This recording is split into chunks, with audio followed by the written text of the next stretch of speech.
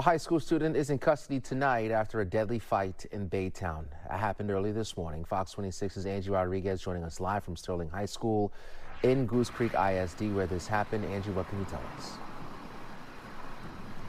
Yeah, Anthony, we do know, like you said, that two students were involved in this fight. According to the district, one of them was life-flighted to a hospital and he was declared dead from his injuries there. We do know one of those other students was is being held by police. But I want you guys to take a look at this high school behind me. We're right outside of Sterling, and you can see some of the students that went to this school are already putting up balloons and what appears to be a memorial. We saw several cars up here earlier. It appears as though a few of them have trickled out, but there are several students here. We did speak with some earlier. They say the fight happened between a senior and a junior.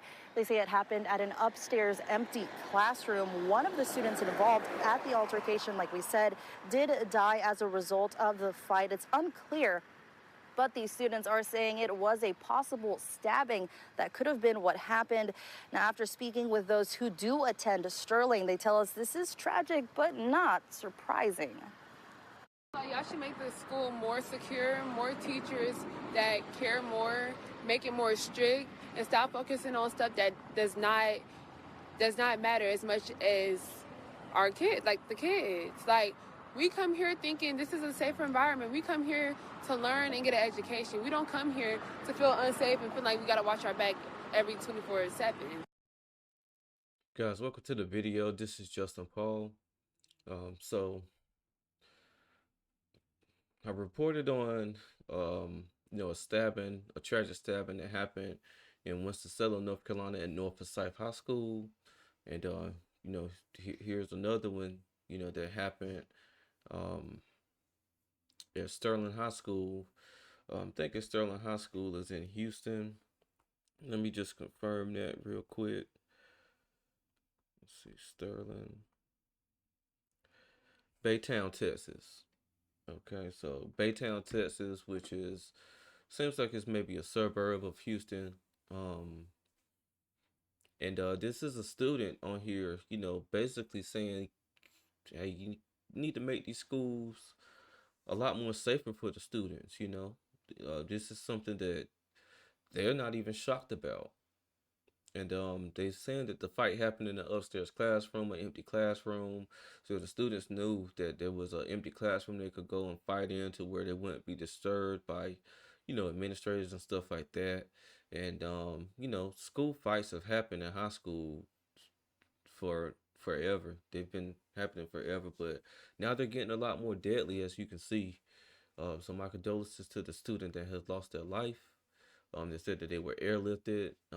From everything that's going on, like around social media, is saying that the student was stabbed with some scissors. So we don't know who was getting the best of who or what, but now, as you can see, these kids are not really, just trying to have it be, fists. They're bringing other objects into the fights, and you have to understand that when you get into a fight and you put yourself at risk of getting severely hurt in these situations. And we could say the school should have had more resource officers, more administrators who are out monitoring the halls and stuff like that. But these kids are smart, man. These kids are going to find a way to get around that in order to kind of settle the differences, whatever the differences may be. But, in my opinion, it's never going to, like, whatever the differences are, it's never going to equal to someone losing their life over it, And this is just another sad story. So you go from North Carolina to Texas, and a fight results in a student being killed. And again, you got to think of the long ramifications of what this has on the student's psyche. How they're going to be able to, try to, you know, cope and handle this mentally. What they're thinking as far as like their safety when they go to school, or their mind's going to be on getting their education or making sure that they're protecting themselves and stuff like that. So, parents definitely going to have a long conversation, with their students, and see if they are into it with anyone, see if they know or are associated with people who are into it with anyone, and just try to be a mediator, or someone that is advocating prevention above all, because a lot of stuff can be set up with just a long hard conversation. Again, never know what the disagreement was about, never know really what the whole motive was behind the fight. But again, I don't think it's ever worth anyone losing their life, especially not a student. And we'll see what else they say here.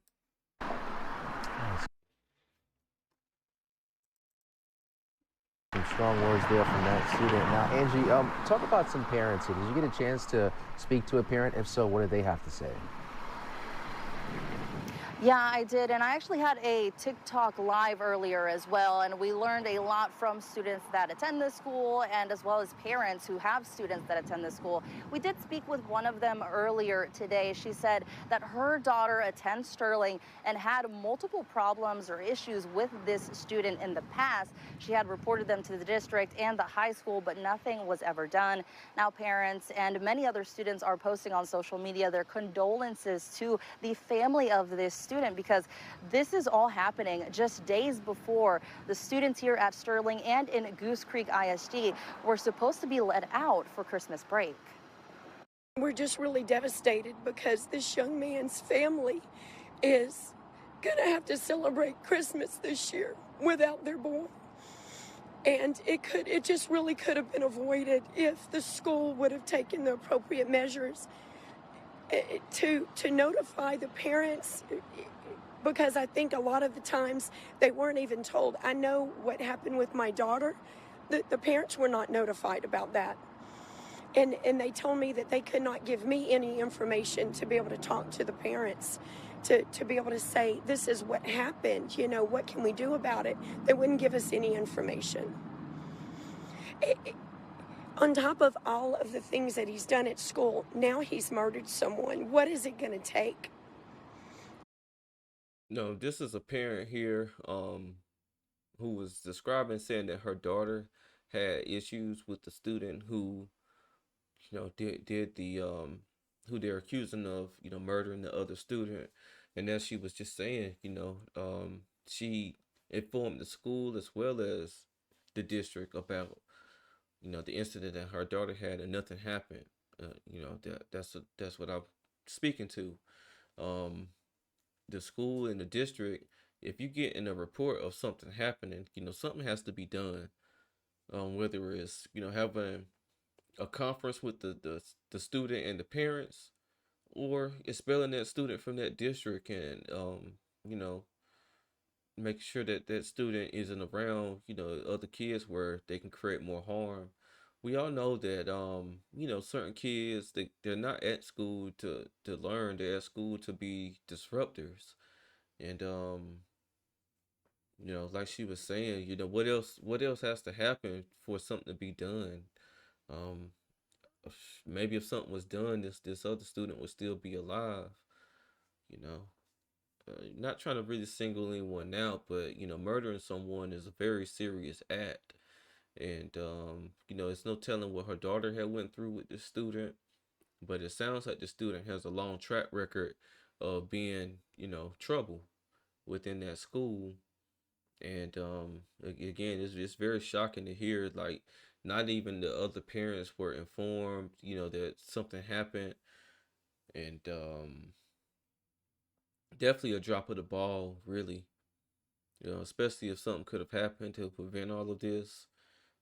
They probably looking back now like, man, we probably should have did something, but hindsight is just not a preventative measure. You have to be on point with these type of things, and you have to take this type of stuff serious, because it's not really any parent who's going to go and just be reporting stuff on another student, just out of nowhere. It's because their kid has came and told them that something has happened, and that something is preventing them from safely feeling like they can come to school and learn like they're supposed to. And that definitely shouldn't be the case. What is it going to take for someone to do something? All right, Angie, things like this happen, breaking news, the newsroom, everyone is rushing to get details as much as possible. Can I give our viewers, though, a little bit behind the scenes? What was your day like before we even got to this story here? Yeah, well, we were originally supposed to be working on a different story, but like you said, breaking news happens, and we have to make sure that we're informing our viewers at home. So the first thing we did was go ahead and call some of the people in this area. I was able to speak with one mom that we later interviewed. She told me a little bit about the incident and a little bit about the background.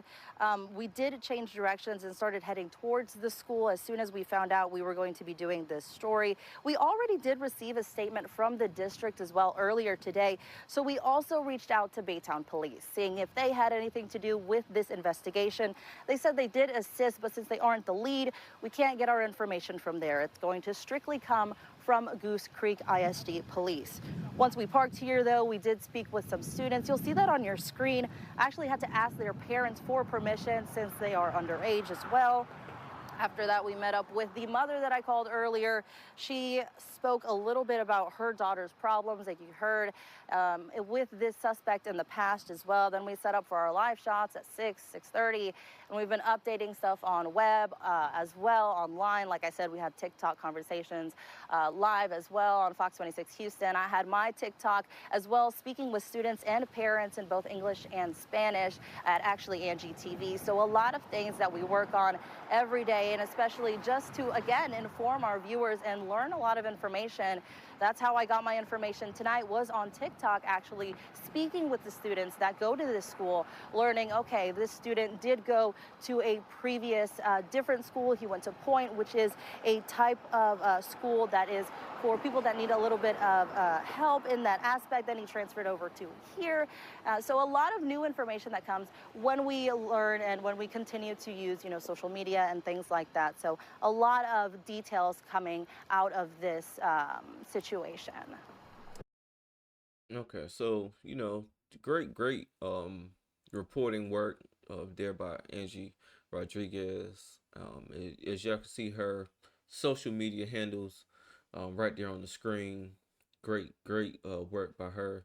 And I know anybody that's in the field of being a newscaster, they yeah, now it's a tough job because, like she said, she was working on another story and then had to immediately switch over to this story because it was breaking news and they have to do, um, she was saying they were setting up for 2 different hour shots for this story, as well as she went to her TikTok and did a live, as well as a live from the Fox 26 Houston account as well.